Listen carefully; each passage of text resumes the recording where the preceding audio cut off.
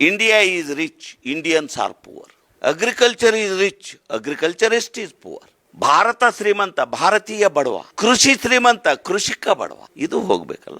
ಇದು ಹೋಗ್ಬೇಕಂದ್ರೆ ವ್ಯವಸ್ಥೆ ಸರಿ ಮಾಡಿ, ವ್ಯವಸ್ಥೆ ಸರಿ ಮಾಡ್ಬೇಕು ಅನ್ನೋದಾದ್ರೆ ನಾನು ಮಾರೋದು ಮತ್ತು ನಾನು ಕೊಳ್ಳೋದು ಎರಡೂ ಸಮತೋಲನದಲ್ಲಿರ್ಬೇಕು. ಆದರೆ ಮಧ್ಯವರ್ತಿನೂ ಪಾರದರ್ಶಕವಾಗಿರಬೇಕು, ವ್ಯವಸ್ಥೆನೇ ಪಾರದರ್ಶಕವಾಗಿರಬೇಕು ಅಂತ ಹೇಳ್ತಿರೋದು ನಾನು.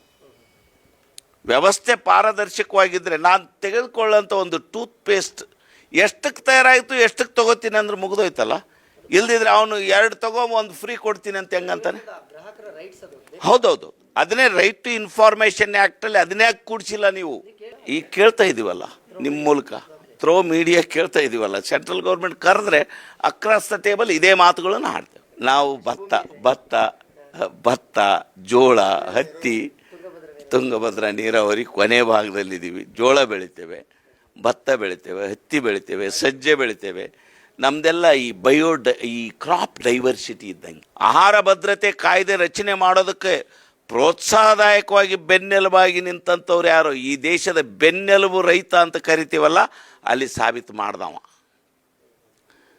ಹಂಗಾಗಿ ಇವತ್ತು ಸಹಿತ ನಮ್ಮ ದೇಶದ ಪ್ರಧಾನಿ ಹೋಗಿ ಇನ್ನೊಂದು ಕಡೆ ಸತ್ಕಾರ ಹೊಂದಿ ಬರ್ತಾರೆ. ಅವತ್ತಿನಂಗೆ ಬೇಡದಕ್ಕೆ ಹೋಗಂಥ ಪ್ರಧಾನಿ ಇಲ್ಲ. ಹೌದು.